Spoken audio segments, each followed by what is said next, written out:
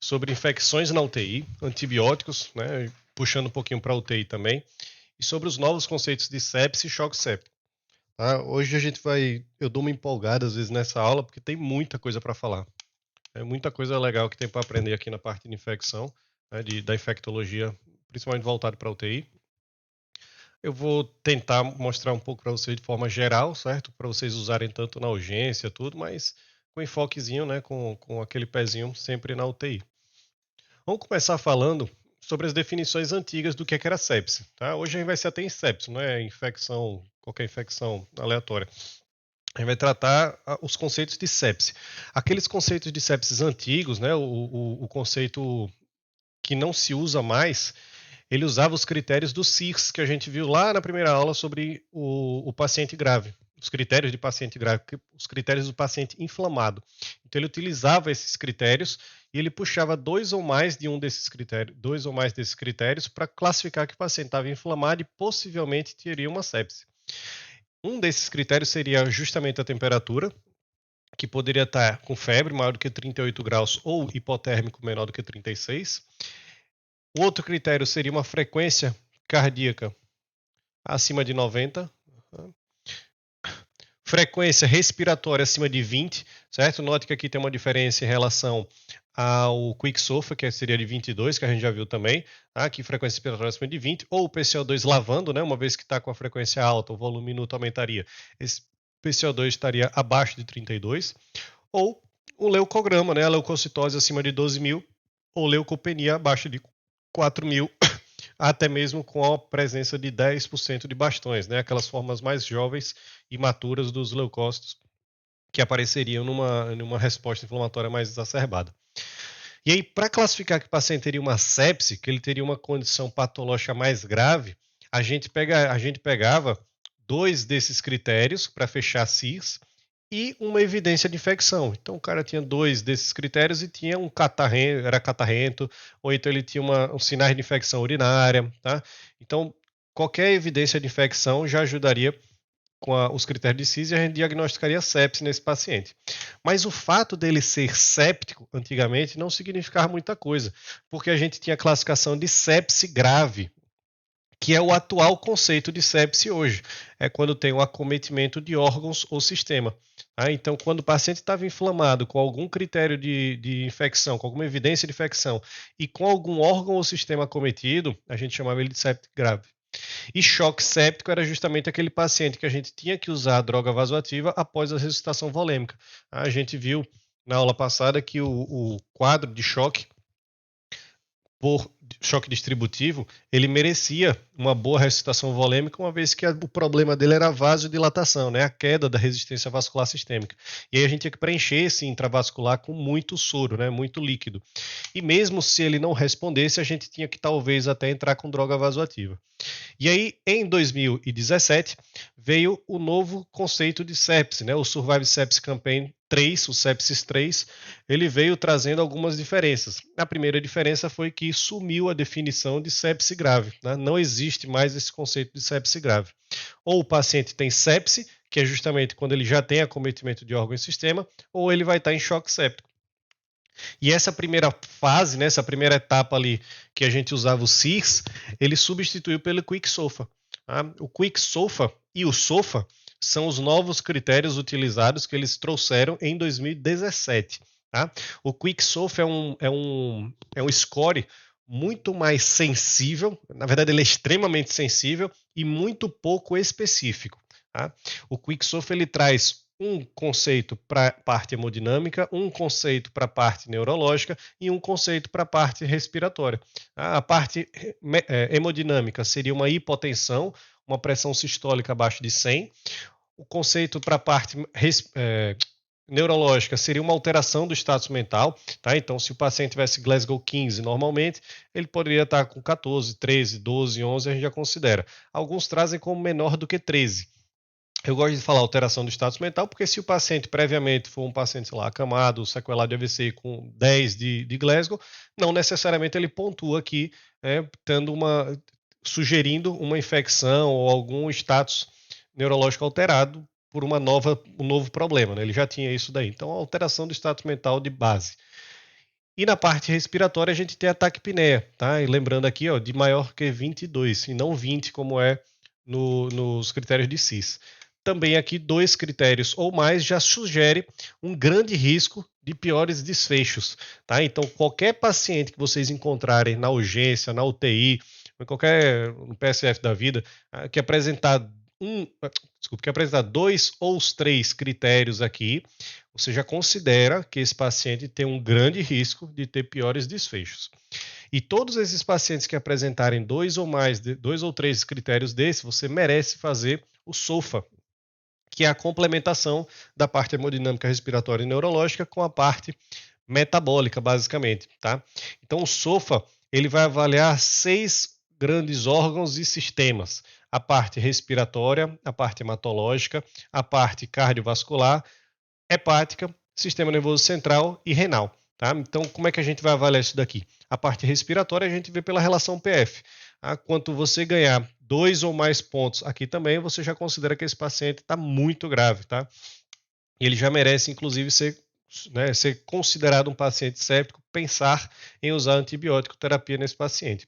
Então, para ganhar 2 ou mais pontos, a relação PF tem que estar abaixo de 300, né? Seria, entre aspas, aí, aquela classificação de SARA moderada para grave. Abaixo de 200 pontos, de 200 na relação PF, já ganha 3 pontos, e abaixo de 100, né, uma SARA, desculpe, aqui leve, né?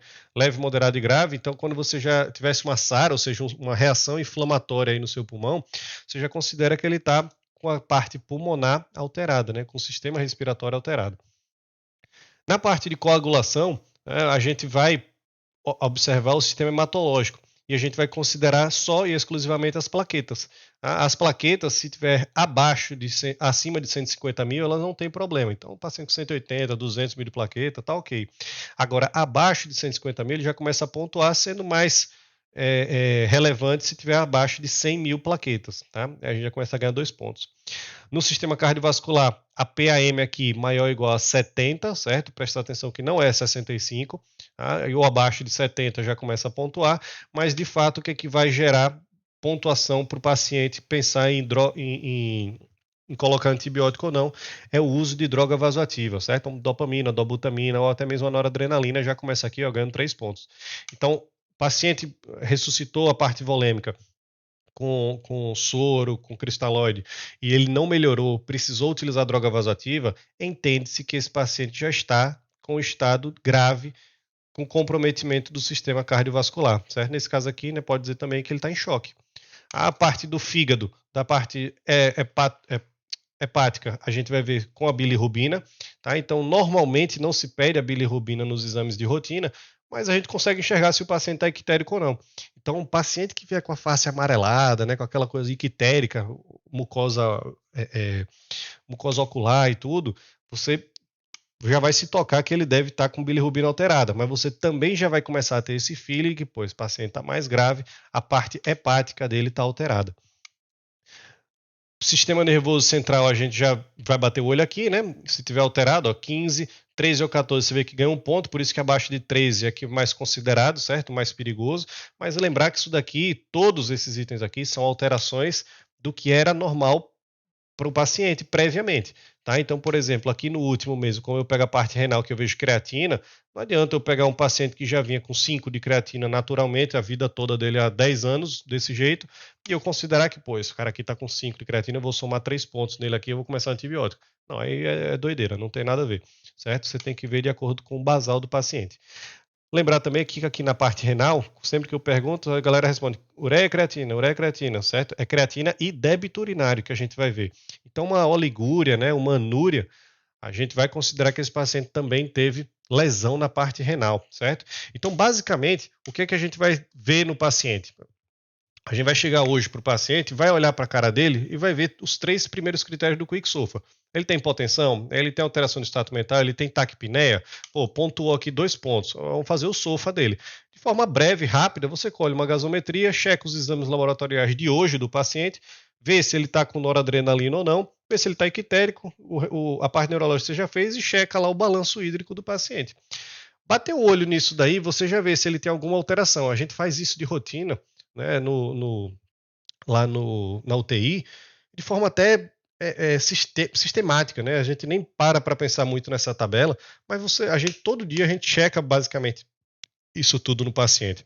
Então, se eu pego um paciente que tem, ele está alterado tudo aqui, a relação PF dele deu abaixo de 200, deu 190, esse paciente ele tem comprometimento da parte ventilatória. Então, já é meio que uma obrigação, caso a gente não encontre uma segunda fonte, né, uma possível segunda fonte aí de problema que seja mais sugestiva, a gente começar a antibiótico terapia nesse doente.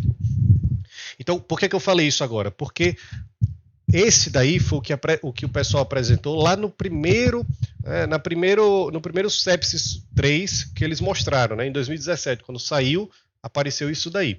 Hoje em dia, eles já fizeram várias atualizações do Sepsis 3.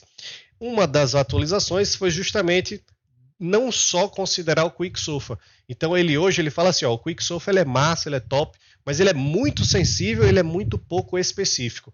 Então um cara que tem, por exemplo, um AVC, ele pode estar com o status alterado e ele pode estar taquipneico por ter broncoaspirado ou qualquer coisa. Enfim, ele pode estar com uma cetoacidose diabética, tá taquipneico e com o status alterado. Ele pode ter um infarto e tá taquipneico e ter uma pressão sistólica abaixo de 100. Ele é muito sensível, ele é muito abrangente. Então, quando a gente pega essa ferramenta, esse score, a gente acaba selecionando muito paciente. Então fica uma coisa muito alterada. Eles começaram a ver que parece que a gente está colocando antibiótico demais agora nos pacientes.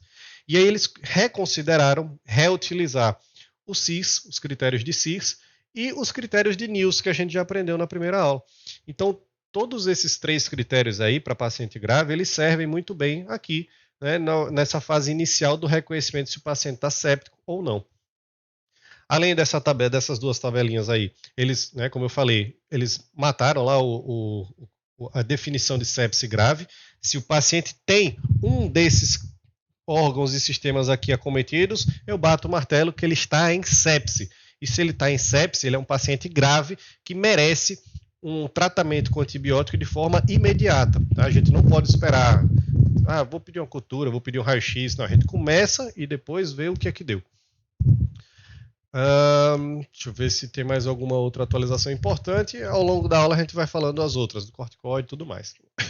Então, por enquanto é isso, certo? A gente reutiliza todos aqueles scores e vê se o paciente está em sepse ou não.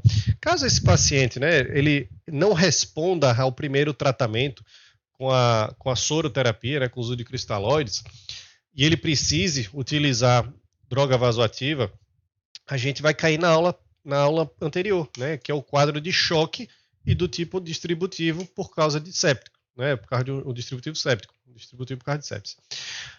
Basicamente, a reação inflamatória que faz acontecer, que está acontecendo aqui, faz com que tenha muita liberação de óxido nítrico, outras substâncias que promovem a vasodilatação. E aí reduz a resistência vascular periférica com aumento, né, na tentativa de compensar aí do débito cardíaco, principalmente se são pacientes mais jovens, sem problema cardíaco prévio. Então é isso daí que a gente viu na aula passada, né?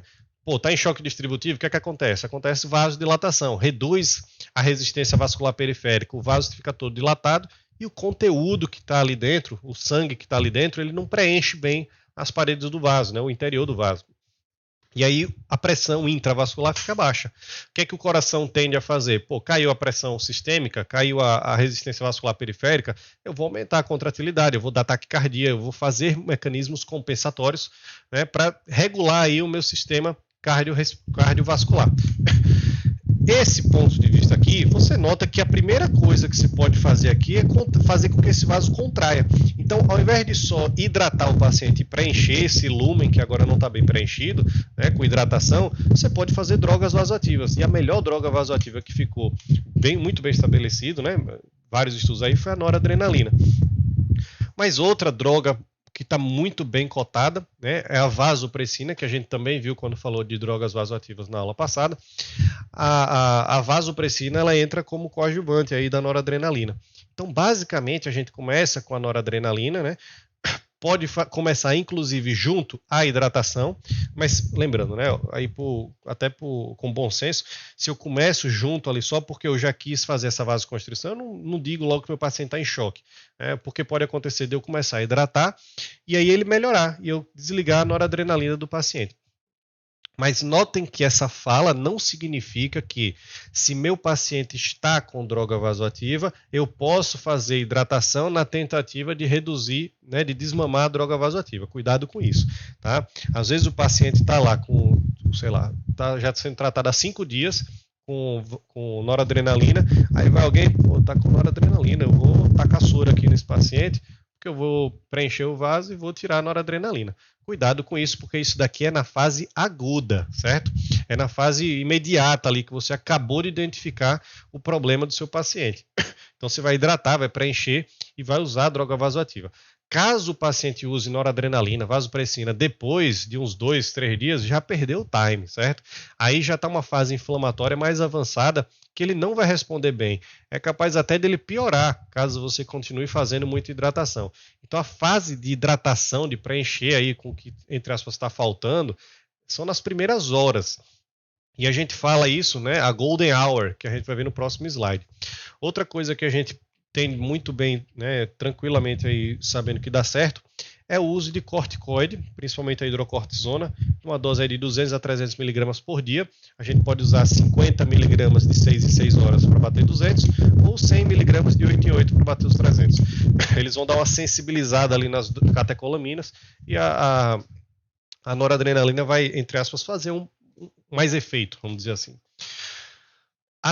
O corticoide e a vasopressina, eles entram como coadjuvante da noradrenalina, então eles entram para ajudar, né? Eles entram na tentativa da gente usar menos menos noradrenalina. Então, lembrem como é que calculam as doses da noradrenalina, né, com aquela continha lá que a gente fez na aula passada, e que se aquela dose chegar em 0,25 ou mais, a gente já, eles antigamente era 0,5, mas eles atualizaram para 0,25 ou mais, você já consegue, você já está apto ali, né, de forma bem sugestiva, para você começar corticoide e a vasopressina, justamente para você não precisar aumentar tanto a dose da noradrenalina. E aí você evitar efeitos colaterais de uma droga só, né? Então, vamos dizer assim, é uma terapia multimodal para a gente tratar esse paciente que está em choque, né? Como se fosse essa a ideia. E aí a coisa mais, né, óbvia que talvez a gente vai pensar é aquela antibiótico terapia, entre aspas, guiada, que a gente até comentou essa semana, né?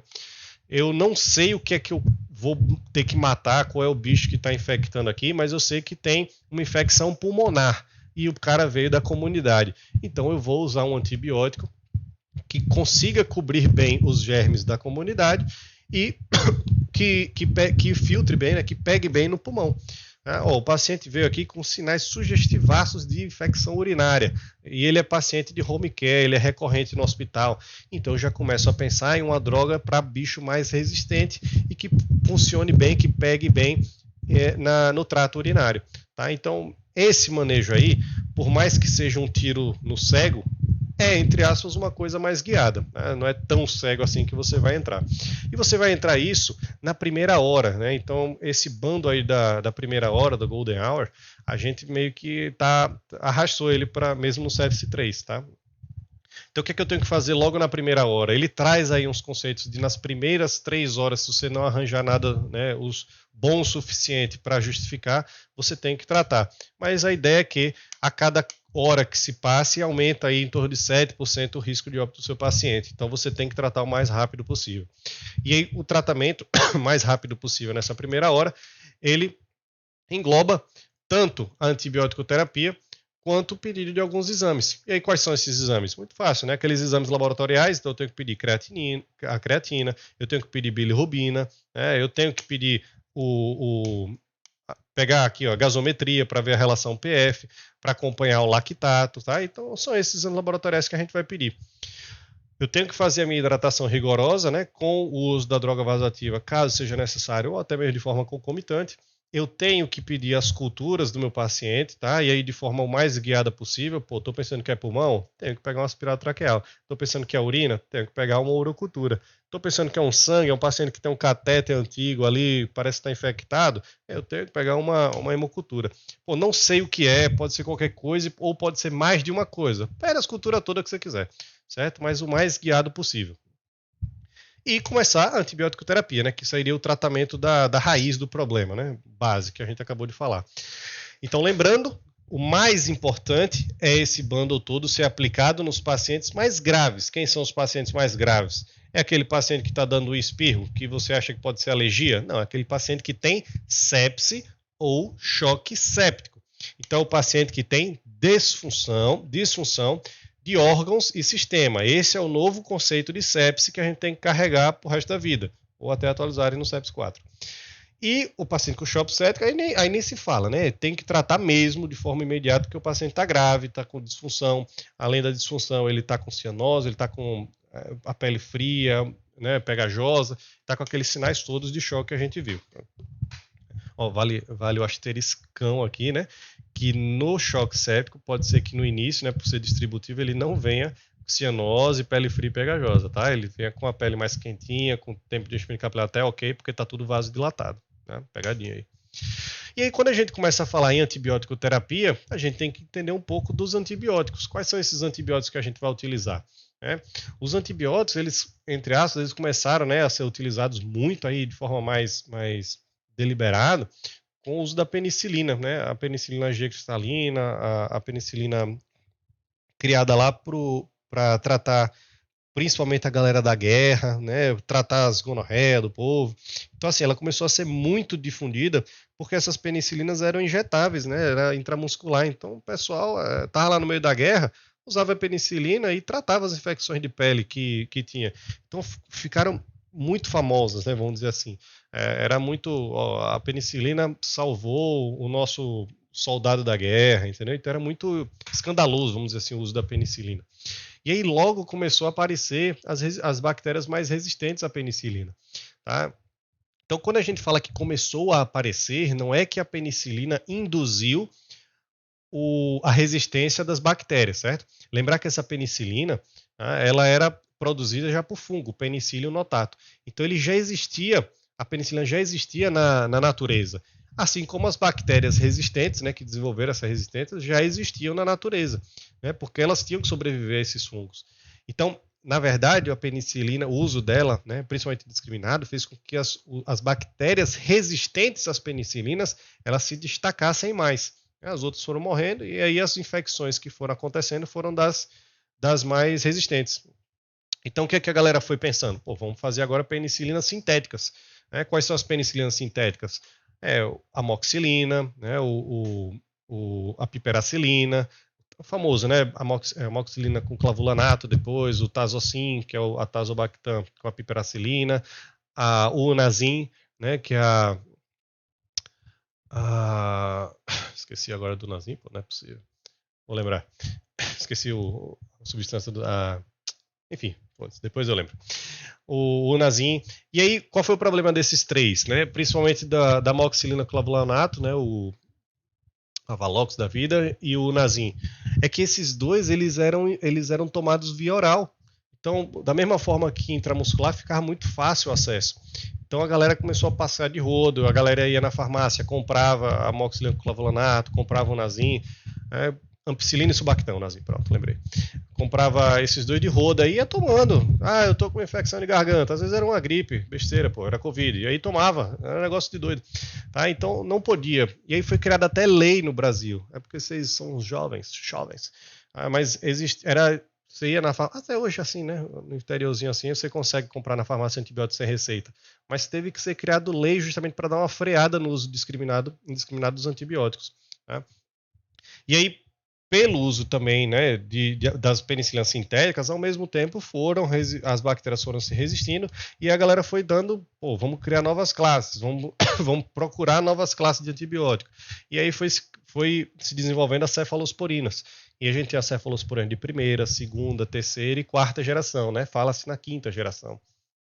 As primeiras e segundas, elas têm o espectro melhor para gram positivo. Já de terceira e quarta, o espectro cobre mais gram negativo. Mas a ideia das cefalosporinas é basicamente destruir a parede celular, assim como as penicilinas. Elas são muito parecidas. Né? Então, todas elas aqui, elas destroem a parede celular. Elas são bactericidas. Né? Ela destrói a parede celular da bactéria. A bactéria perde tudo para o meio ambiente, né? O citoplasma, vai a organela, tudo para o meio ambiente, ela morre, destrói a bactéria.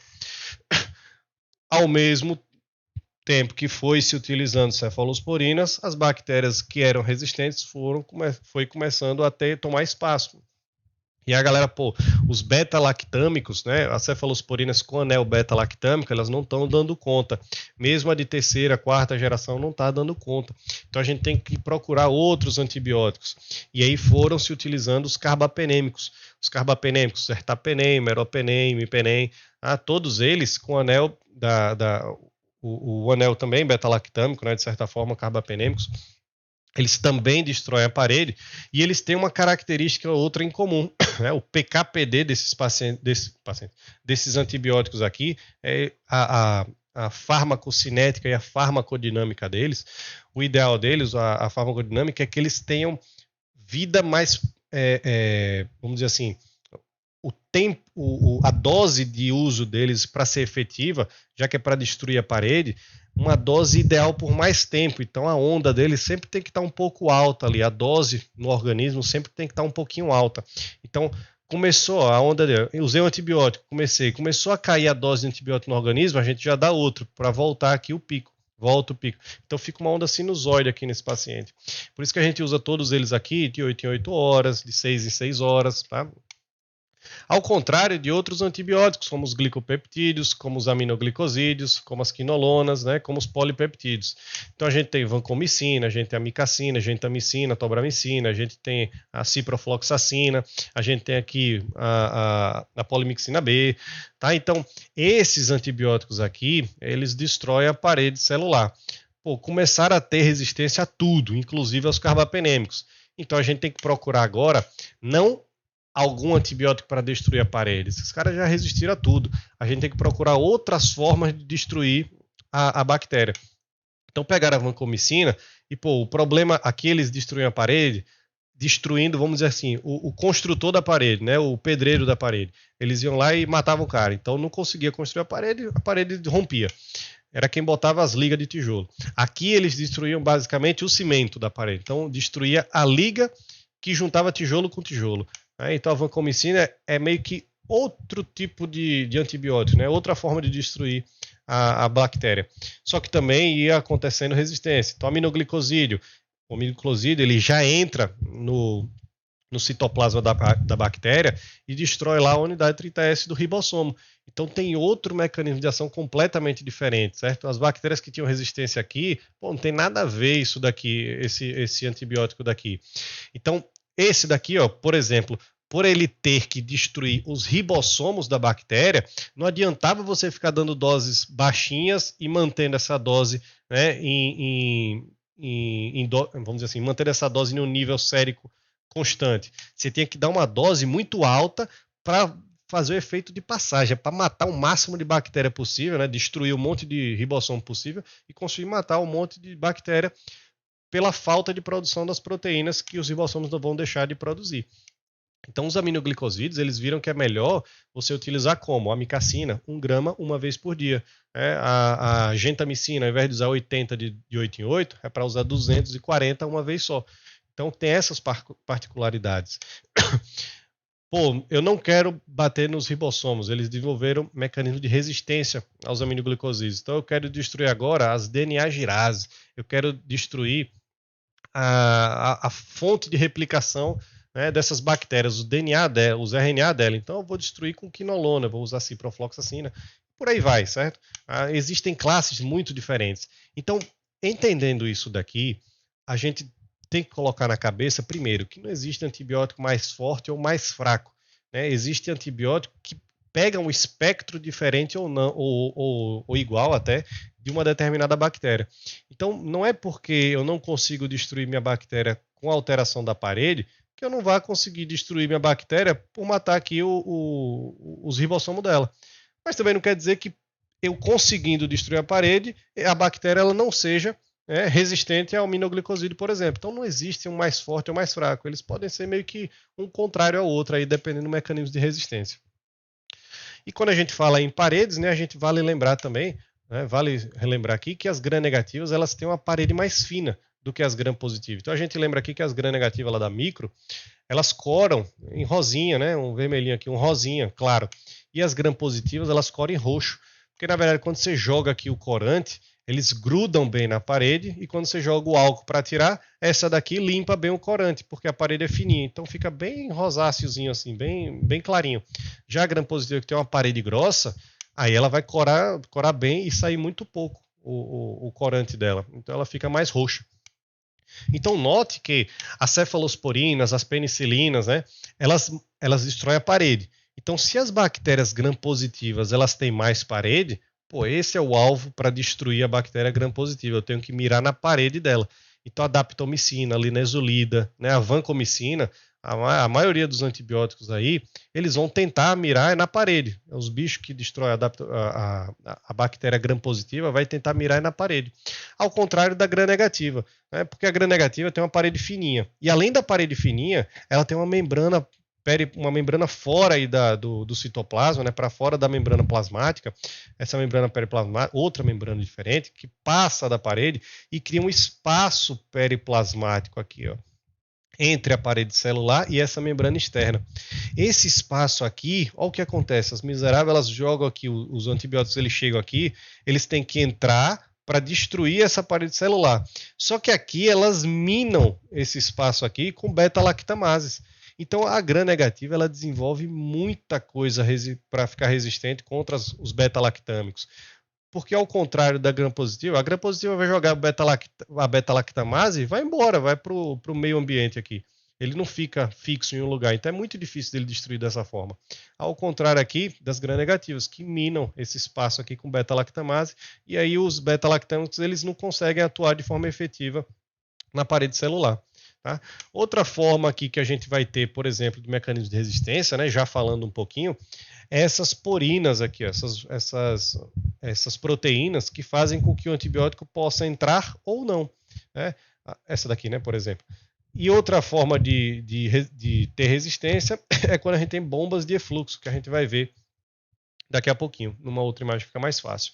Tá? Então, os gram-positivos, pô, como minha exposição é muito maior aqui na parede celular, os meus mecanismos de defesa vão ser o quê? Vai ser trocar tudo aqui, pô. Se eu estou usando bolinha para construir essa parede, agora eu vou usar quadrado. E aí o pessoal não me pega. Eu estou usando cimento, pô, agora eu vou usar cola.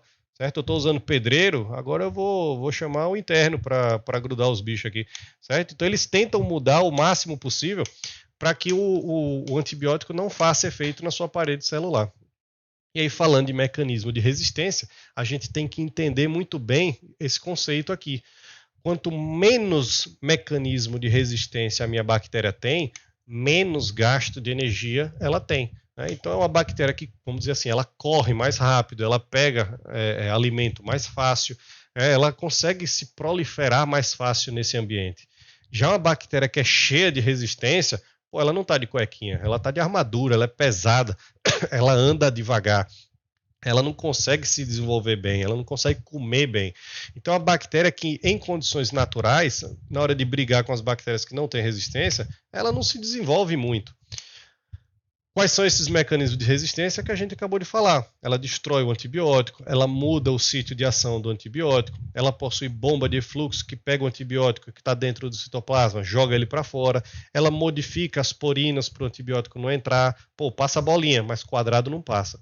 Tá? Então, como essas bactérias têm esses mecanismos de resistência tudo aqui, e eu falei lá no início que elas não criam mecanismo de resistência por ser exposta ao antibiótico, elas meio que, a gente vai ver como é que elas pegam, mas se elas têm esses mecanismos, elas gastam energia para sobreviver com isso, então elas não se desenvolvem bem no meio ambiente com um monte de bactéria de cuequinha. E aí quando a gente tem uma população bacteriana normal aqui, ó, cheia de bactéria com pouca resistência, uma ou outra com resistência, e usa um antibiótico, pô, essas que não têm resistência, elas morrem, né? Elas vão tudo pro saco. Mas tem umas que sobrevivem. Quem é que sobrevive? As bactérias de armadura. E aí, se só sobreviver as bactérias de armadura, aí sobra comida, né? Sobra espaço para elas se desenvolverem, não tem mais competição. E aí, com o tempo, o que é que acontece com a população das bactérias? Ficam todas resistentes. Tá? Como é que essas bactérias, esse daqui é a seleção, vamos dizer assim, né? É a seleção com o uso do antibiótico, tá? Mas como é que essas bactérias que são resistentes, como é que elas pegaram essa resistência? elas podem se transformar, quando a bactéria pega um plasmídio, aí pega um DNA, pega um código genético que confira a resistência do meio ambiente, tá passando, viu ali um papelzinho, escreveu, se você mudar o cimento por cola, o beta-lactâmico ele não te mata mais. Que legal, vou fazer isso, que ideia boa. Ela se transformou. Elas podem fazer isso por conjugação, uma troca ideia com a outra, né? Troca plasmídio com a outra, ou ela pode fazer isso por transdução, que é justamente quando um macrófago, né, um vírus, por exemplo, ele injeta um material genético na bactéria e aí confere a resistência por ter isso aí como código no material genético dela. E aí, como forma, né, de classificar essas bactérias que têm resistência, a gente tem que entender quais são esses genes que elas pegam aqui, né? Quais são os genes que elas estão adquirindo e classificando elas de acordo com o mecanismo de resistência que esses genes conferem. Tá? Então, por exemplo, se eu tenho um gene que confere a criação de penicilinases ou cefalosporinases, eu tenho o que a gente vai chamar de ISBLs, né? Que são as beta-lactamases de espectro estendido, ou seja, são bactérias que conseguem destruir cefalosporinas e penicilinas. Quais são os genes que conferem essas resistências? Esses todos aqui, certo? O IMP é o mais comum, cara. Tem KPC também, certo? Então, as carbapenemases, eles acabam entrando aqui também no meio. Por quê? Porque a gente viu ali que é tudo beta-lactâmico, tudo anel beta-lactâmico, certo? Então, algumas carbapenemases, elas entram aqui no meio. Então, aqueles genes que a gente fala, KPC, o gene IMP, certo? Esses genes também conferem resistência, provavelmente, a outras cefalosporinas e outras penicilinas também, além dos carbapenêmicos, tá? A gente tem, além dessas carbapenemases, né, vamos dizer assim, as carbapenemases que essa daqui é com base de serina, certo? A gente fala que tem a base delas é com a proteína. As carbapenemases que a gente chama de verdadeira que são as metalobeta-lactamases, a que tem base de zinco, certo? Então é a bactéria VIN, né? É a bactéria que a gente eu soltei para alguns aí, a NDM, a nova Delhi metalobeta-lactamase. NDM, nova Delhi metalobeta-lactamase, certo? Então, por terem esses genes, eles conferem algumas resistências também a carbapenêmicos, tá? Algumas bactérias são classificadas na classe C com as enzimas de cefalosporinases, que são as do gene AMP-C, certo? Os famosos genes AMP-C, a galera da Infecta, aí eu tô lembrado, tá me devendo esses genes. Mas vou falar hoje alguns genes AMP-C que são extremamente importantes para a prática, certo? A gente vai falar um pouquinho deles, e tem as oxacilinases, que vão destruir as oxas, são as oxa 1, 2, que também conferem um pouco de ISBL para elas. Então, falando um pouquinho, né, ISBL a gente já falou, vamos falar um pouquinho das AMP-C. Por que essas daqui são tão interessantes para a prática? Né? Essas bactérias AMP-C, a gente vai lembrar do grupo MySpace, certo? Ó, MySpace é um como é que fala isso daí? Fast Hug, é um mnemônico, certo? Um mnemônicozinho que cada letrinha corresponde a uma ou duas bactérias, tá? Então, M de Morganella, Y de Yersinia, S de Serratia, Salmonella, Shigella, P de Proteus, certo? A Providência Stewart, que aquele paciente do nosso leito 13 apareceu com ela. A de Aeromonas, C de Citrobacter e E de Enterobacter. Viu alguma dessas bactérias em um antibiograma? A gente para pensar um pouquinho no que é que pode ser feito. Por que isso daqui é tão importante para o nosso conhecimento? Porque essas bactérias, elas têm uma característica que eu já falei para vocês agora, que meio que não existe. Olha que doideira. Eu falei para vocês, as bactérias, elas não desenvolvem resistência ao serem expostas ao antibiótico. Elas já têm os genes que conferem a resistência a ela. E as outras morrem, elas sobrevivem. Só que essas bactérias aqui, elas meio que têm isso. Mas o que ela faz? Ela tem um gene, certo? O gene AMP-C, no caso, que confere a resistência aos antibióticos, então as cefalosporinas principalmente, certo? A ceftriaxona da vida, por exemplo. Ela tem esse gene que confere essa resistência, mas ela não gasta energia produzindo a beta-lactamase que vai destruir a ceftriaxona. Ela fica quieta. Mas ao ser exposta a ceftriaxona, ela começa a desenvolver a proteína, né, a beta-lactamase, para destruir essa ceftriaxona. Então, meio que essas bactérias, elas enganam um pouco o antibiograma, Porque imaginem, você tem um paciente que não está usando nada, não está usando antibiótico nenhum e desenvolveu ali uma infecção. Nesse momento você pede lá as culturas, começa a antibioterapia. E aí, como começou as culturas antes da antibioterapia, vai vir, por exemplo, sensível a ceftriaxona. Aí você pensa, pô, sensível a ceftriaxona, vou usar ceftriaxona, né, para matar o bicho. Só que aí quando você vê, é uma Providência Stuart, é uma Morganella. E aí você, opa, não posso usar a ceftriaxona porque essas bactérias, elas desenvolvem a resistência quando são expostas à ceftriaxona. Então não adianta você usar. Às vezes, né, você pode usar, por exemplo, para matar bactérias que estejam no trato urinário. Porque você vai usar de 3 dias, por exemplo, não vai dar tempo dela desenvolver. Mas, pô, vou tratar sangue, vou tratar pulmão, não vai poder usar, certo? Porque vai demorar muito para esse antibiótico fazer o efeito que deve fazer e vai dar tempo suficiente para ela se proteger, né, com a produção da proteína. Outros genes, né, que tem aqui para a gente conferir são as carbapenemases. Então eu tenho aqui, né, o VIM, eu tenho a OX, eu tenho o KPC, eu tenho o INP, eu tenho o NDM aqui que não apareceu, não sei porquê, que confere a resistência aos carbapenêmicos.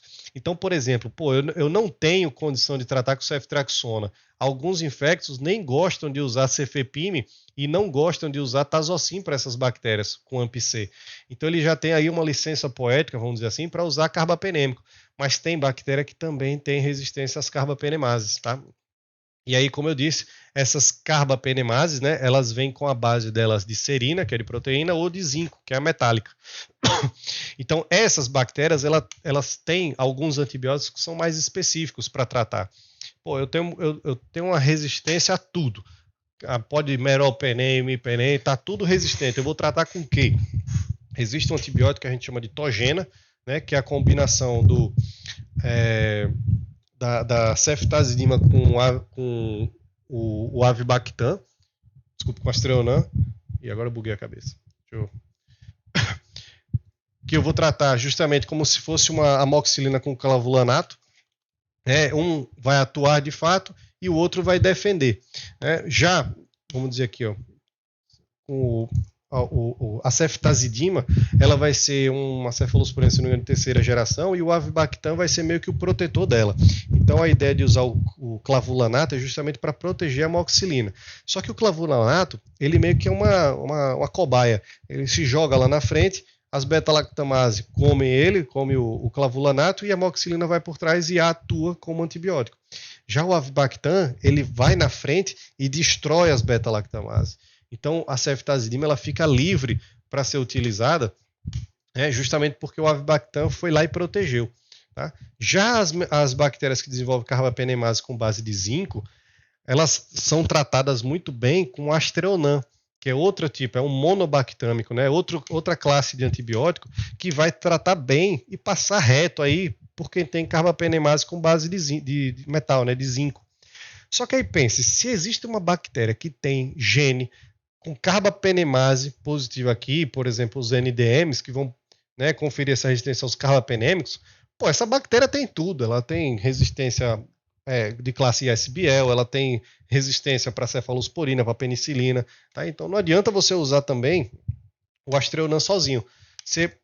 O ideal seria, por exemplo, pegar um avibactam da vida e proteger também o Astreonan, tá? Então, geralmente, quando tem bactérias com o gene VIM, NDM, a gente costuma utilizar o Astreonan com o avibactam para proteger, porque vai proteger não dessa carbapenemase, mas dos outros todos genes, né, que estão produzindo aí resistência a ela, que estão produzindo proteínas para resistir a esses outros antibióticos. Não existe ainda um antibiótico, né, com Astreonan e avibactam junto, então a gente costuma usar a togena e o Astreonan no mesmo horário, né, um para proteger o outro, fica extremamente caro o tratamento. Ou a gente costuma utilizar um novo, por exemplo, as Acinetobacter da vida, né, que a gente corre das Acinetobacter. As Acinetobacter, a gente tem ali aquele MIC, aquela questão toda da tigeciclina que a gente pode usar, tigeciclina e unazin, certo? Para considerar um tratamento, entre aspas, eficaz aí para essas bactérias. Então a gente tem outras alternativas. Como lá no USE a gente não tem Astreonan, né, não tem avibactam, não tem a togena, a gente costuma usar, foi feito um trabalho lá no USE que mostrou vamos dizer assim, a melhor combinação para tratar essas bactérias mais resistentes, que foi o uso de meropenem e amicacina e polimixina. Chegou a testar esses três, se eu não me engano, os três não deu muito diferente de usar o meropenem com a mic e poli para eles. Aí eu esqueci agora. Mas é meropenem e poli. Vou confirmar com o microbiologista de lá, mas não mudou muita coisa. Então, usar os três, por exemplo, dá meio que no mesmo de usar dois dele separados, uma vez que não tem esses outros antibióticos disponíveis lá no USE. Mas em outros hospitais particulares tem com facilidade até.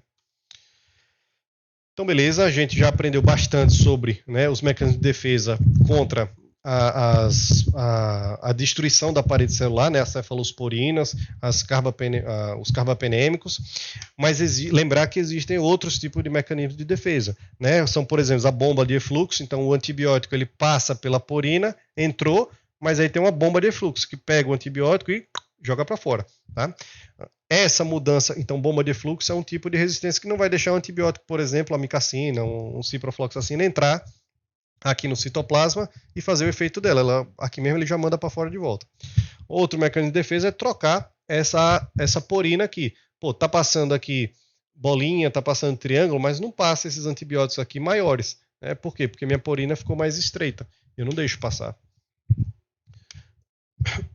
Os gram-positivos agora, né? Aqui a gente falou muito, esses todos aqui é muito para gram-negativo, defesa aí contra a parede, tal, bomba de fluxo, esse negócio todo, muito a favor aí dos gram-negativos. Vamos falar um pouco dos gram-positivos que tem a parede grossa, né? O problema dela é justamente na parede. A gente tem os enterococos, né? Os estafilococos e os enterococos, que eles desenvolveram muita coisa. Dentre eles, aquelas mudanças todas que a gente já falou, certo? A gente já falou de mudanças, por exemplo, né, nos tijolinhos, que eram bolinhas, começaram a ser quadrados, a mudança entre a ligação entre eles, então era cimento, mudou para cola. Então, tudo isso aí é mecanismo de resistência lá na parede celular da bactéria. E o pior de tudo é o quê? É quando esses enterococos, ou os estafilococos, eles trocam, né, os genes, fazendo aquela conjugação e passando de um para o outro mecanismo de resistência. Então, eles vão se desenvolvendo aí, dessa forma.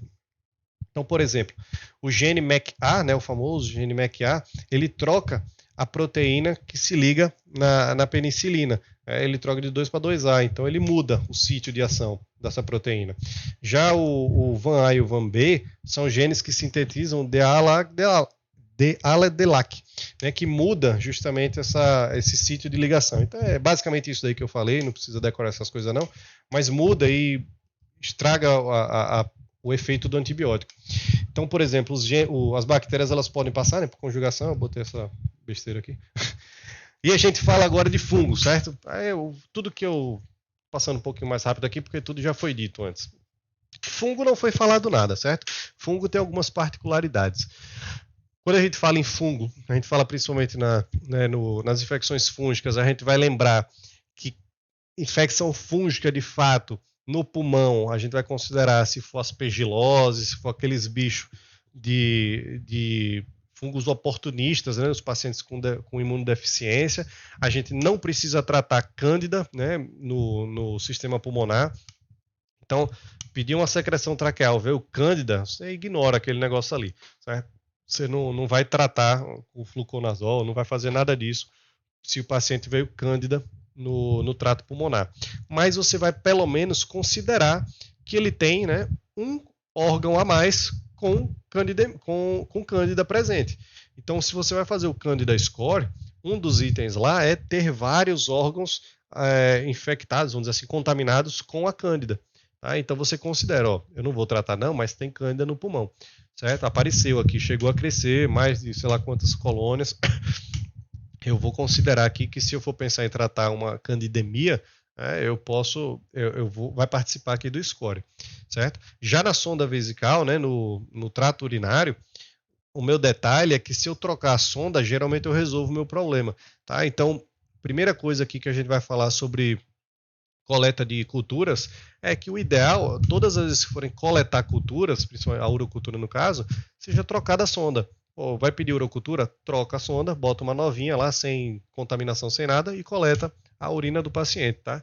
Então, primeira coisa que vocês têm que lembrar sobre coleta de culturas é isso daqui, a troca do dispositivo de via urinária antes da coleta.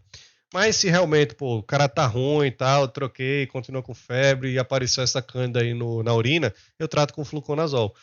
Cai muito bem aí pro fluconazol. Agora, apareceu cândida no sangue, aí lascou, certo? Lascou porque candidemia é bruto. O negócio é pesado, é mais embaixo, você tem que tratar e com vontade. Então a gente vai tratar não com fluconazol, certo? A gente vai tratar com fungicida. Então a preferência é que a gente use micafungina, certo? Ou caspofungina, mas micafungina é mais barato. A gente vai trocar todos os catéteres do paciente, porque se apareceu cândida no sangue, pode ser que os catéteres estejam contaminados, né, estejam lá colonizados, então a gente tem que trocar os catéteres. A gente pede ecocardiograma para ver, o ideal é que seja transesofágico, né, para ver se tem vegetação fúngica, bola fúngica aí nas válvulas. A gente pede avaliação da oftalmologia, alô oftalmos, para ver se tem fungo no fundo de olho. Como eu disse, vamos tratar com fungicida, né, de preferência micafungina, dose de 100 ataque, mais 100 uma vez por dia, então faz 2 vezes no primeiro dia, depois segue com um dia. Aí a gente vai manter por 14 dias, só que com asterisco. Qual é o asterisco? Depois de 3 dias do início do tratamento, eu peço uma nova hemocultura. Se essa hemocultura vier ainda com o fungo, né, com a cândida, por exemplo, eu tenho que manter meu tratamento por mais 14 dias. Sendo que 3 dias depois, ou seja, no 6º dia após o início do tratamento, eu vou pedir uma nova hemocultura. Aí vamos dizer que essa veio negativa. Pronto, veio negativa, eu vou tratar por 14 dias daqui para frente.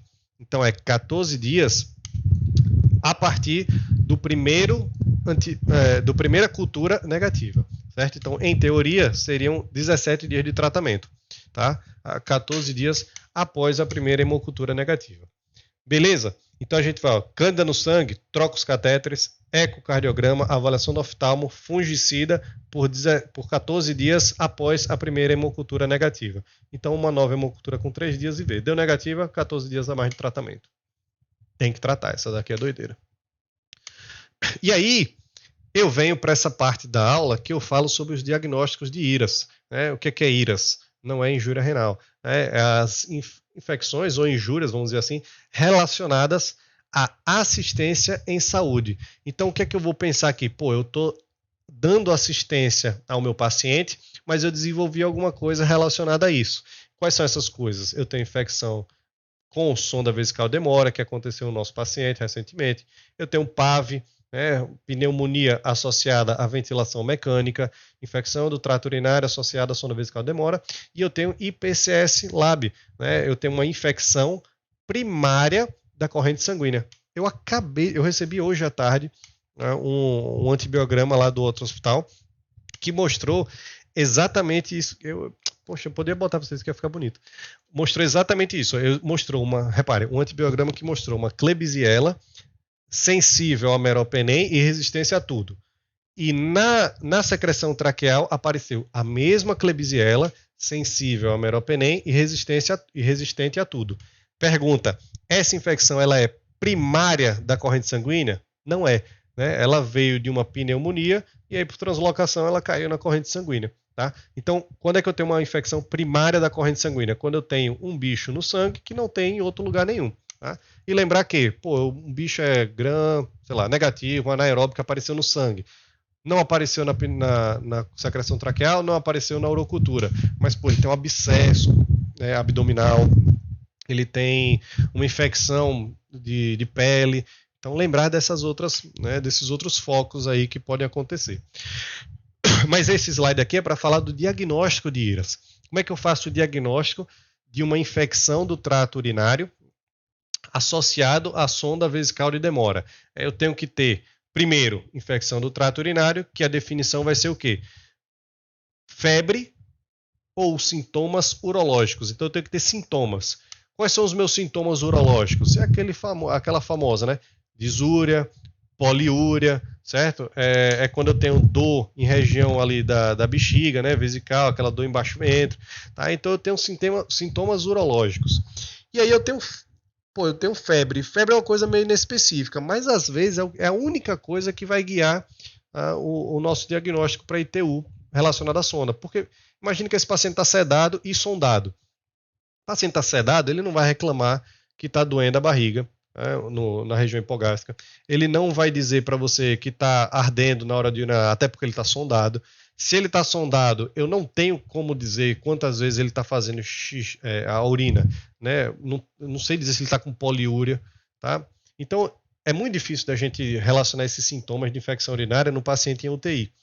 Então, a gente acaba fazendo o quê? Pô, teve sintoma urológico, já ajuda bastante, mas teve febre? Ok, já vamos considerar. Então, uma coisa que a gente pode fazer a mais para dar o pulo do gato é a gente pedir sumário de urina, tá? Então, para achar esses sintomas aqui, eu peço sempre que eu pedir uma urocultura, sumário de urina junto. Então, notem que assim que eu pedir uma urocultura, eu tenho que pedir para trocar a sonda e eu tenho que pedir um sumário de urina junto para facilitar o meu diagnóstico. Tá? Então, primeiro detalhe é esse aí. Sonda, se é associado à sonda vesical, eu coloquei hoje a sonda vesical no meu paciente e pedi a cultura.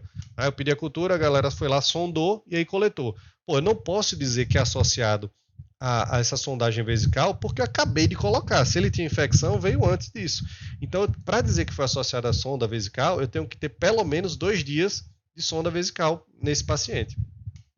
E aí, para fechar o diagnóstico, eu tenho que ter uma cultura, né? Essa urocultura tem que ser positiva, com mais de 100 mil unidades formadoras de colônia dessa bactéria. Tá bom? Então, 50 mil formadoras e tudo, pode ser contaminação, tá? Não fecha o diagnóstico. Então, eu tenho que ter sintomas, certo? Pode ser febre, sintomas urológicos, ou mesmo sumário de urina sujo, né? Não faz parte aí do Ministério da Saúde oficialmente, mas a gente considera na prática. Segundo critério, ter sonda vesical por pelo menos 2 dias. E terceiro critério, uma urocultura positiva com mais de 100 mil unidades formadoras de colônia. PAV, que é o mais famosinho, né? Eu tenho que ter quais critérios para eu fechar e escrever lá no diagnóstico? PAVM. Eu tenho que ter pelo menos um critério geral, seja ele febre, leucocitose ou rebaixamento de consciência. Aqui ele envolve os pacientes menores de 75 anos, maiores, mas enfim, rebaixamento de consciência, febre, leucocitose. Tenho que ter um desses e aí eu penso, pô, leucocitose, pode ser infecção. Febre pode ser infecção. Rebaixamento de consciência, pô, pode ser infecção. Mas o que é que me diz que vai ser uma infecção pulmonar? É ter um ou dois desses critérios.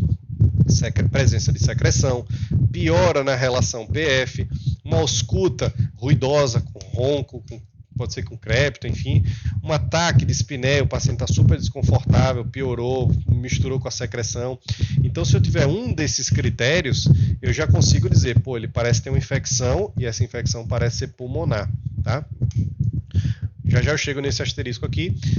Terceiro critério, tem que ter alteração radiológica nova, tá?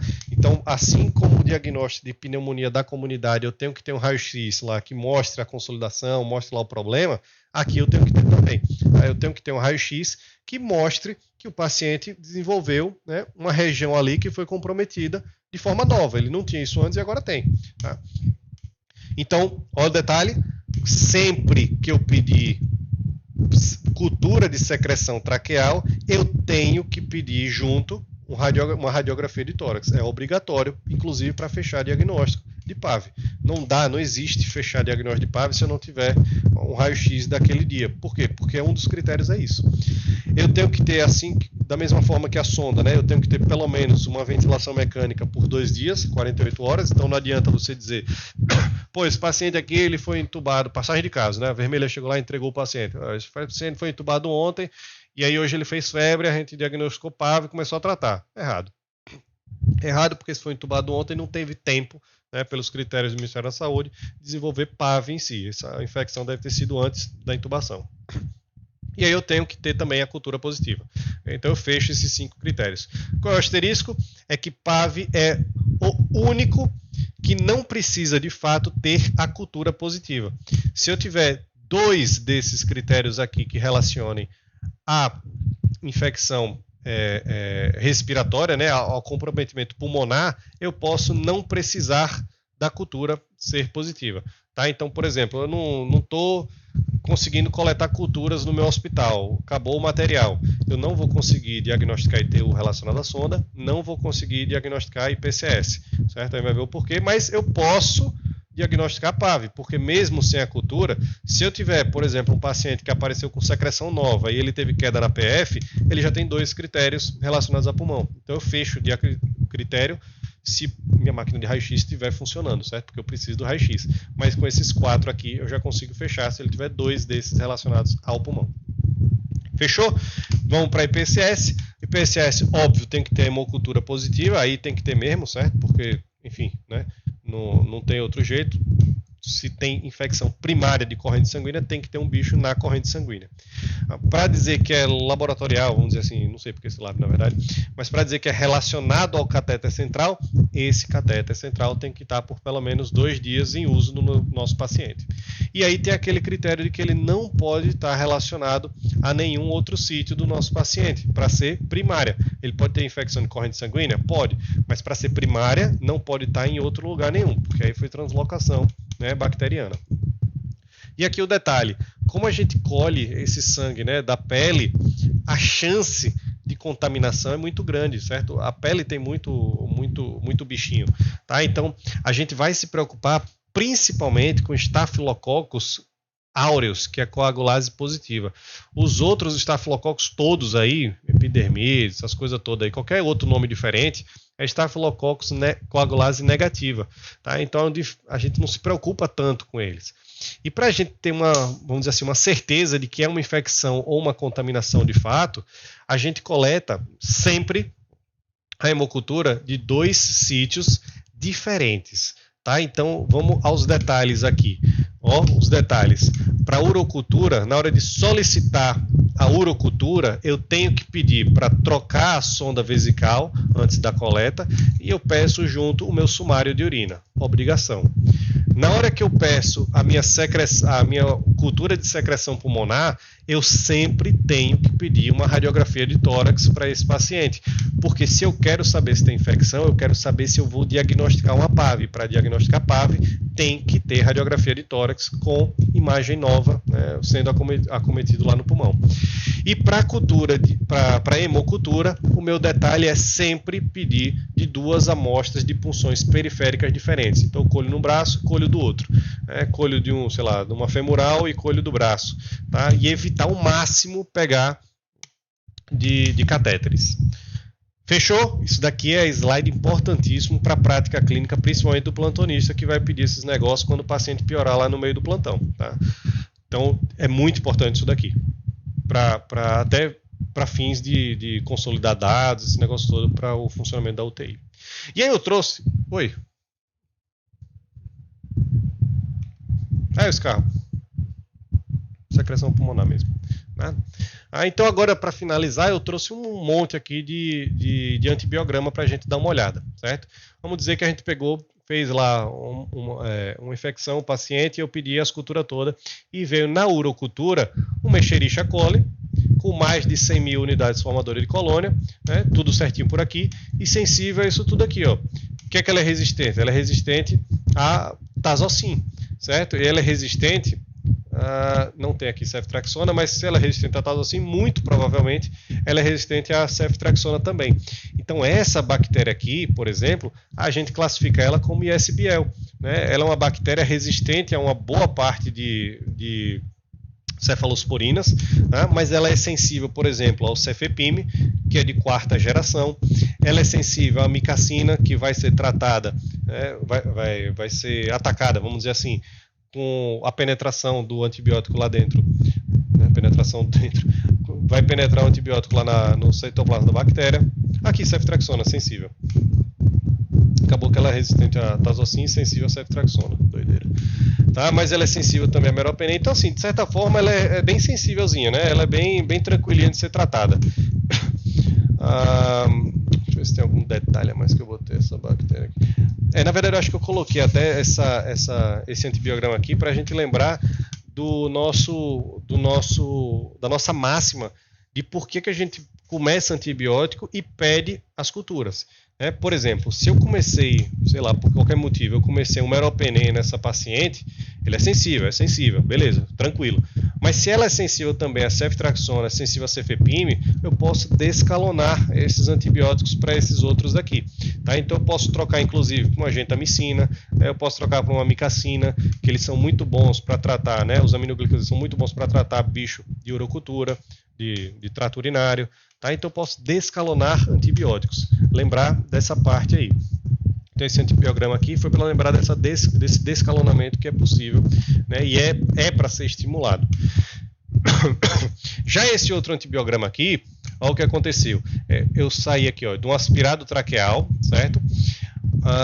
Deixa eu ver aqui. Uma Klebsiella pneumoniae. Cadê a contagem aqui? Mais de 1 milhão de unidades formadoras de colônia. Então, beleza.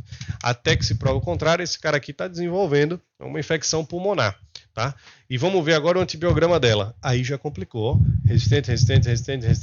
Tudo resistente aqui, mas sensível à amicacina. Tá? Então, por exemplo, ao contrário do outro, às vezes você vai colocar um meropenem, vai colocar um cefepime da vida, e o paciente não vai melhorar. E você, não está melhorando. Eu atirei com o meropenem, mas não melhorou. Tá? Por quê? Porque ele é resistente. Então, na hora de sair o antibiograma, você vai ter que, às vezes, que até escalonar depois de ver o antibiograma. Tá? Então você tem que não necessariamente escalonar, lembrar daquela frase, né? Não é porque um antibiótico é melhor, é mais forte, é porque o mecanismo de resistência dessa bactéria aqui, né? Ela tem ISBL, ela tem AMP-C, certo? Ela tem carbapenemase, mas ela não tem, por exemplo, resistências à amicacina. Então ela não tem bomba de efluxo para tirar a amicacina, ela não tem porinas diferentes para não deixar a amicacina entrar. Tá? Então a gente tem que mudar esse antibiótico dela justamente para poder tratar de forma mais efetiva. Então um antibiograma a gente descalonou, outro antibiograma que a gente meio que, entre aspas, teve que escalonar. Próximo antibiograma, Candida albicans na urina. Eu vou tratar com o que aqui? Fluconazol, voriconazol, caspofungina, micafungina? Não vou tratar com nada, certo? Considerando que a troca, né, vamos dizer assim, da sonda vesical ela não foi feita, eu vou lá e peço para trocar a sonda vesical. Pronto, pediu para trocar, entre aspas, você já meio que deu uma tratada, você já tirou os fungos que estavam ali presentes na via urinária do paciente. Agora, esse paciente, ele não tem secreção, ele não tem hemocultura positiva, não tem nada na barriga, não tem nada na pele, ele continua ruim, você trocou a sonda, no outro dia a sonda estava toda cheia de grumo branco, parece ser uma infecção de fato urinária pela cândida, então vamos tratar, certo? Ele não está melhorando, vamos tratar. Mas a princípio manda trocar a sonda que está tudo certo. Esse outro antibiograma, olha o que é que apareceu. Enterobacter. Qual é a graça dessa Enterobacter? É que ela é do grupo MySpace. Né? O E do grupo MySpace é de Enterobacter. Então, toda vez que eu pegar uma Enterobacter, eu vou procurar aqui, meropenem, ceftriaxona. Ela já mostrou resistência aqui, já mostrou intermediário para cefepime. Então, é comum, eu não vou dizer assim para vocês que é fácil vocês acharem esses bichos aqui com sensibilidade, né, para enganar vocês. Por quê? Porque a maioria das vezes o paciente, vamos dizer assim, você tem que achar um paciente que não estava internado, veio da comunidade com esse bicho, porque ele não estaria usando antibiótico. Mas se ele já está no hospital, aí ele já usou ceftriaxona, né, já ganhou aquele kit da urgência, ceftriaxona, um tubo, um acesso. Então, com certeza, essas bactérias aqui, elas já desenvolveram a resistência que elas estavam guardadas, certo? Então, nesse caso aqui, por exemplo, ela já mostrou resistente. Mas essa bactéria, assim como as outras do grupo MySpace, elas têm que ter esse cuidado da gente olhar e ver se elas não estão, de fato, entre aspas, sensíveis, sem ser, tá? Como é o caso, por exemplo, dessa cultura que veio uma morganela. E olha o que a morganela apareceu aqui para a ceftriaxona, apareceu sensível. Então, o paciente que chegou com uma infecção urinária, né, da urgência, fez a urocultura e saiu lá a morganela, olha que safadeza, veio sensível à ceftriaxona, só que a morganela é o M do grupo MySpace. Então, você não vai utilizar a ceftriaxona para tratar essa paciente. Posso utilizar aqui, cefepime? Posso utilizar o tazocin, que é sensível? Pode. Tem infectologista que não gosta. Ele te dá, né, a liberdade, vamos dizer assim, a licença poética para usar já de fato carbapenêmico, ou melhor ainda, talvez usar aminoglicosídeo, que pega bem aqui. Tá? Pode ser um ciprofloxacino, cadê? Pode, sensível também. Tá? Então, melhor escolher esses outros antibióticos aqui do que escolher um cefepime-tazocin, que pode ser que desenvolva resistência também. Tá? Morganella aí do grupo MySpace. Hemocultura com Staphylococcus aemolítico, certo? Olha o nome, aemolítico, não é Staphylococcus aureus. Vou dar bola para esse cara? Não vou dar bola, certo? Não vou precisar tratar, não vou usar linezolida, daptomicina, teclopramida, vanco, não vou fazer nada disso. A não ser que esse paciente ele tenha 2 amostras, e olha aqui para cima, uma de um, ou seja, só foi coletado uma amostra, tá? Foi errado isso daqui. Se ele tivesse as 2 amostras positivas para Staphylococcus hemolítico e tivesse ruim, tivesse mal lá, pô, não está melhorando, não saiu mais nada nas outras culturas de pulmão, de secreção urinária, aí, de pulmão ou de urocultura, aí eu penso em tratar. Pô, pode ser que esse Staphylococcus hemolítico ele esteja fazendo mal. Mas a princípio é coagulase negativa, ele não vai fazer o mal, né, que o paciente deve estar apresentando por conta dele. Tá? Então você não considera isso daqui. Considera isso uma contaminação da coleta lá na pele. Próximo antibiograma é de um aspirado traqueal que veio a famosa Acinetobacter baumannii complex, resistente a tudo. Aí você faz uma reza, né, e vê se ela vai ser resistente a unazin, ampicilina subactam e a tigeciclina, que aqui eles aparecem como amostra insuficiente, né? Esse aí que na legenda aparece como outra coisa aí, mas é basicamente a amostra suficiente. E aí eu trago esse último aqui para a gente lembrar do conceito de MIC, que eu já falei com algum de vocês, né? CMI, concentração inibitória mínima, concentração mínima inibitória, enfim, ou então MIC, né, do inglês, mínimo. Então, essa concentração inibitória mínima não quer dizer que um antibiótico é melhor ou pior um em relação ao outro, tá? O que é que acontece aqui? Quando a gente tem esses cortes, né, olha o nome, concentração inibitória mínima. Qual é o mínimo de uso desse antibiótico?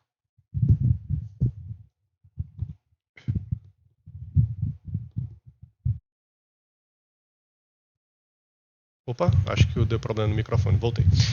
Qual é o mínimo de uso desse antibiótico que eu vou ter que lançar no sistema para ele fazer o efeito inibitório dessa bactéria? Então, não sei se vocês pegaram aí, bioquímica, sei lá, na microbiologia, a gente fazia aquelas placas de Petri e pintava, né, a placa de Petri com um cotonetezinho lá contaminado de alguma bactéria e colocava os discos de antibiótico no meio dessa placa de Petri. Em alguns discos existia um halo de inibição, ou seja, a bactéria ela pintava a placa de Petri toda, ela subia, né, crescia, desenvolvia na placa de Petri toda, só que ao redor de alguns discos ela não desenvolvia nada, não tinha crescimento dessa bactéria. Ou seja, esse antibiótico ele desenvolveu ali uma inibição do crescimento dessa bactéria. Só que esse mesmo antibiótico, por exemplo, se eu pegasse dois discos de meropenem, um eu colocasse a concentração de 16 e o outro eu colocasse a concentração de 2. Talvez no de 2 ela desenvolvesse ao redor. No de 16 ela não desenvolvia, ela deixava esse halo aqui, ó, daqui até o centro, sem desenvolver antibiótico nenhum. Deixa eu ver se eu consigo exemplificar aqui fácil para vocês, ó. Pint. Professor, não estou entendendo nada, tá difícil. Eu desenho, tá vendo? Então, ó, aqui eu tenho uma placa de Petri gigante, e aqui eu boto um disquinho, aqui eu boto outro disquinho. Esse daqui é de 2, esse daqui é de 16. A bactéria no de 2, ela consegue desenvolver aqui perto. No disquinho 16, ela só consegue desenvolver daqui para fora. Tá? Por quê? Porque aqui existe um halo de inibição. Tá? Mas o que é que isso daqui significa? Significa que no antibiótico que eu usei uma concentração maior, eu consegui desenvolver uma inibição na bactéria. Esse mesmo antibiótico, o mesmo meropenem que eu usei uma concentração menor, aí eu não consegui desenvolver a inibição da bactéria. Então eu estou testando antibióticos iguais com concentrações diferentes. Agora vamos dizer que um grupo gigante de microbiologista, de infectologista, certo? De biólogo, de, enfim, bioquímico, eles peguem um monte de cepa da mesma bactéria, ou seja, eles pegam um monte de cepa de Acinetobacter. E eles começam a testar loucamente todos esses discos aí com concentrações diferentes de antibiótico. E eles observam que, para matar 90% de todas essas cepas aí de bactéria que a gente testou, dessa, sei lá, bota 500 mil cepas que a gente testou, a gente precisou de uma concentração do meropenem de 16. Então isso quer dizer que se eu pego uma bactéria, uma Acinetobacter, e eu jogo para ela uma concentração, aí eu não sei a unidade, mas vou falar aqui normal com vocês. Eu jogo uma concentração de 16 desse meropenem e ela morre, ela é sensível. Se ela não morre, se ela consegue se desenvolver, aí eu vou dizer que ela entra naqueles 10% que são resistentes. Então, a classificação de resistente ou de sensível dessas bactérias é em relação a uma bactéria e a um antibiótico. Porque da mesma forma que com 16 de meropenem eu consigo eliminar, né, consigo inibir 90% das bactérias, com 4 de ciprofloxacina eu consigo inibir os mesmos 90%. Então eu não posso, hora nenhuma, dizer que o ciprofloxacino ele seria melhor do que o meropenem por ter um MIC menor. Deu para entender? Porque eu estou comparando antibióticos diferentes, mas com a mesma porcentagem de inibição das cepas de bactéria. Ou seja, apesar de ter concentrações diferentes, um 16 e o outro 4, eles conseguem inibir 90% do crescimento, 90% das mesmas cepas crescerem. Tá? Então, eu não posso comparar esses mix aqui entre eles. Então, para que serve um antibiograma? Além de tudo isso que a gente viu em questão de classificação. Serve para eu olhar e dizer assim, eles são extremamente sensíveis, então eu vou usar a vancomicina porque ela penetra melhor no sistema nervoso central, que é o meu foco, do que a linezolida. Ou eu vou usar a linezolida que penetra melhor, no pulmão do que, a teico, certo? Então, quando eu tenho muita sensibilidade, eu escolho o meu antibiótico de acordo com o sítio de infecção que foi encontrado. Eu escolho o meu antibiótico de acordo, por exemplo, com questão de alergia do meu paciente, com questão de insuficiência renal, certo? Então eu dou essas opções para a gente usar de acordo com cada paciente. Agora, se aparece um antibiograma desse jeito aqui, aí reza e faz o uso da única coisa que sobrou. E findou o quê? Por que ter essa amostra insuficiente? Falei e não falei da amostra suficiente. É porque eles não conseguiram, né? O BR-CAST, que é esse grupo enorme aí de profissionais, eles não conseguiram testar o suficiente antibióticos para essas amostras dessas cepas. Então, eles não sabem dizer qual é o ponto de corte, por exemplo, da tigeciclina para Acinetobacter. Então a gente usa, né? A gente usa e reza para ver que dá certo. Não tenho o atogênio, não tenho astreonano, não tenho nada, não adianta fazer o teste para qual gene ela está e para saber qual carbapenemase ela tem. Não tenho mesmo, então eu vou pegar a tigeciclina e vou utilizar, torcendo aí para que ela seja sensível a essa concentração de antibiótico que a gente vai dar. Mensagem final da aula, certo? Passamos um pouquinho, mas mensagem final da aula. Meu paciente está ruim, meu paciente está séptico, meu paciente está com choque séptico, eu vou escalonar porque é necessário. Eu vou soltar uma bomba nuclear para matar as bactérias possíveis que possam estar causando esse dano ao meu paciente. Então eu posso botar, meu paciente fez uma sepse aqui, um choque, está lascado, coitado. Eu posso iniciar meropenem, vancomicina e micafungina? Pode, não está errado não, ninguém vai te criticar. Se o seu paciente começou a usar 20 de noradrenalina, está fazendo febre, leucocitose, está todo estragado, ninguém vai te criticar se você usar antibiótico de largo espectro. Agora, lembre-se que é aquele largo espectro guiado, entre aspas. Então, por exemplo, eu tenho o meu paciente que acabou de chegar da comunidade, veio de casa. Eu vou usar meropenem, vanco e micafungina? Não vou. Certo? A gente tem que ter bom senso também. Tá? Veio de casa, é bicho de comunidade. Então eu faço, de certa forma, né, uma escalonada aí necessária, mas, entre aspas, guiada, de acordo com o caso clínico. E a segunda mensagem é descalonar quando for possível. Ou seja, saiu meu antibiograma, eu posso escolher, eu vou usar tiro de guiado ali, ó. Eu vou pegar o antibiótico mais específico para a bactéria, o mais específico para o meu paciente, e vou usar o mais específico para o local de atuação, né, dessa bactéria e desse antibiótico, e vou usar ele guiado aí da melhor maneira possível e tirar todos os outros que a gente pegou. Então, por exemplo, coloquei meropenem, coloquei vancomicina, coloquei micafungina, e aí veio um gram positivo. Pô, vou tirar o meropenem, porque não está fazendo efeito nenhum, o gram é positivo. Vou tirar a micafungina, porque não é fungo que eu estou querendo matar, e vou deixar a vancomicina. Tá? Pô, aí, ao invés de botar, vamos dizer que veio gram positivo e veio resistente a vancomicina, mas dá para tratar com daptomicina. Além de tirar a vancomicina, né, também eu vou trocar pela daptomicina. Então, descalonar quando possível, tá? Fica aí essa mensagem. Lembrar principalmente, certo, quando for pedir as culturas, aqueles detalhes de cada item lá. E lembrar que as bactérias elas estão adquirindo resistência aos antibióticos, certo? Isso daqui é doideira. As bactérias, desculpe, olha a fala, né? Estão adquirindo não, mas quanto mais se usa antibiótico, mais seleciona bactérias resistentes. Então a gente tem que aprender muito bem a utilizar os antibióticos da forma mais racional possível para poder tratar essas bactérias sem deixar que elas entrem, né? Que elas se multipliquem aí, as bactérias que têm resistência. Outra curiosidade é que a gente fala muito, né, dos antibióticos na UTI, nos hospitais, mas usa muito antibiótico para planta, para gado, certo? Então, é todo lugar que tem uso de antibiótico, às vezes até de forma irracional, né? Então tem que ter muito cuidado em relação a isso. Eu gosto pra caramba dessa aula, a gente passou um bocadinho aí do tempo, mas qualquer dúvida a gente vai tirando ao longo das visitas lá. Fico disponível, espero que vocês tenham gostado. Valeu, valeu, estão liberados?